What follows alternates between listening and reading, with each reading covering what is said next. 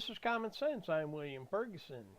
And, you know, it makes me wonder, do the Democrats actually go to their constituents, the people in their districts, where they live, and ask their constituents, the people that are in the districts where they live, what is it that you see as a necessity for the forwarding of the prosperity of this country, the security of this country, the safety of the citizens of this country? Do they actually ask that question of the people they are representing? I don't think they do. Because there are bills that come up and they're good. They're honest, good bills.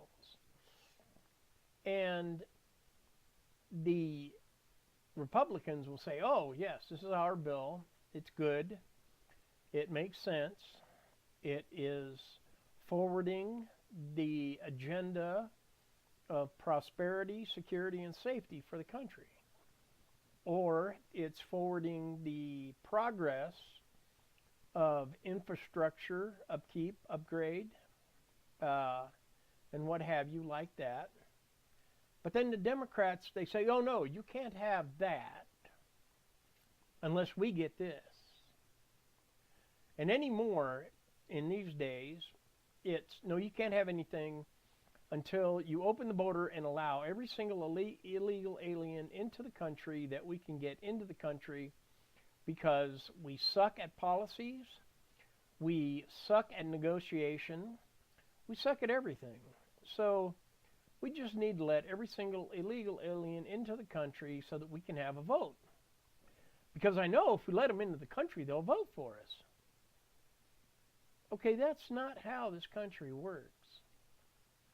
This country works, well, the way the government of this country is supposed to work. Okay? If you're a Democrat, liberal, pay attention.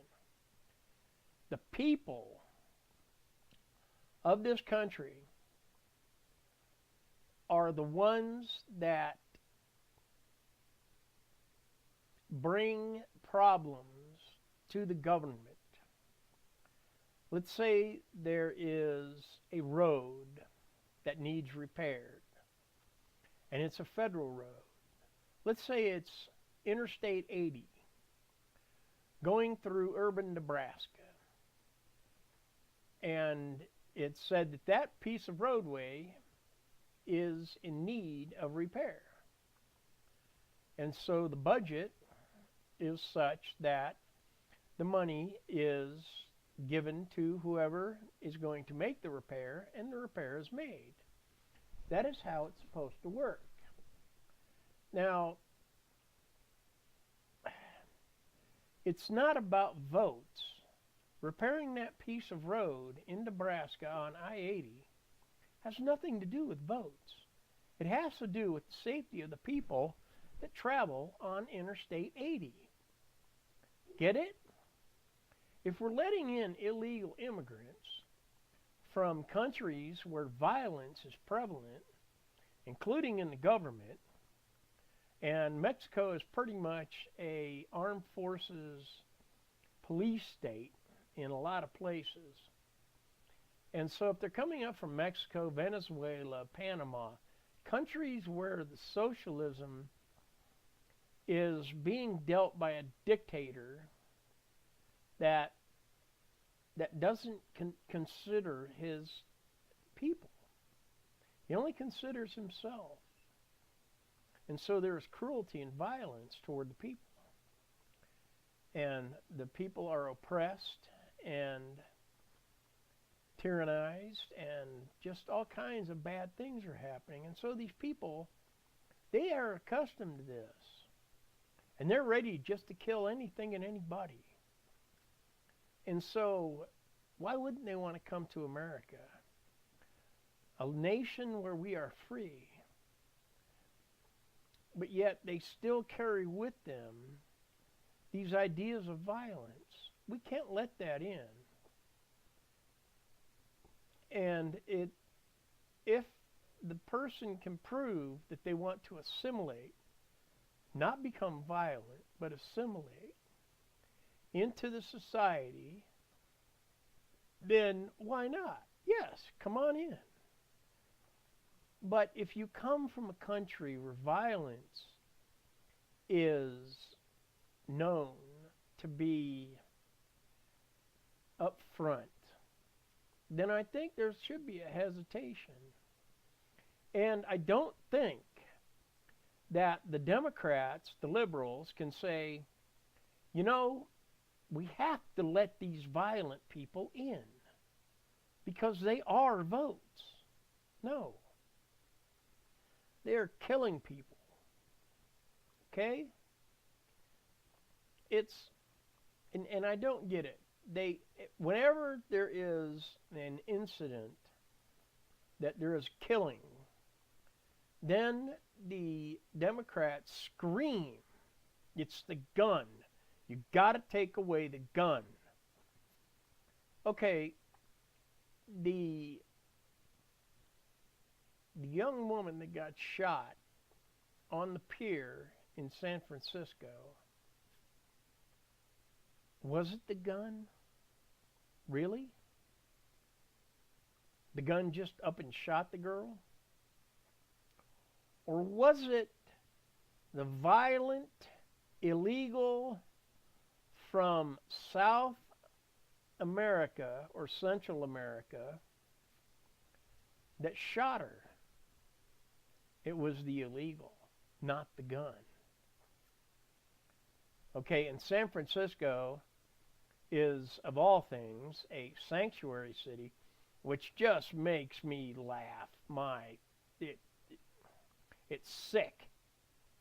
Because you've got homeless people living on the streets, overdosing on drugs, using drugs, in front of people. Hypodermic needles all over the place, feces everywhere, people urinating on whatever they can find to urinate on. And you're letting violent criminals, illegal aliens, into the country. Some that have been deported, some more than once. And they have violent records. And you expect the people of San Francisco to just stand by and say, oh, no, that's okay. We like it like that. We want violent criminals on the streets. We want drug users to sit out on the sidewalks and slam rigs right there so that our kids and everybody can see it. We want the violence. We want the guns.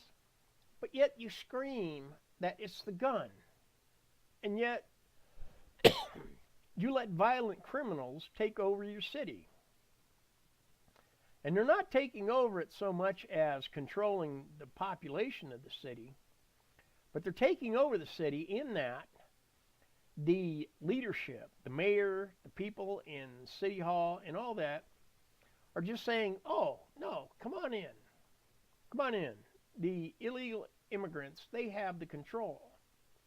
And when the legal law enforcement comes, somebody says, hey, law enforcement's coming, get out. And so they did.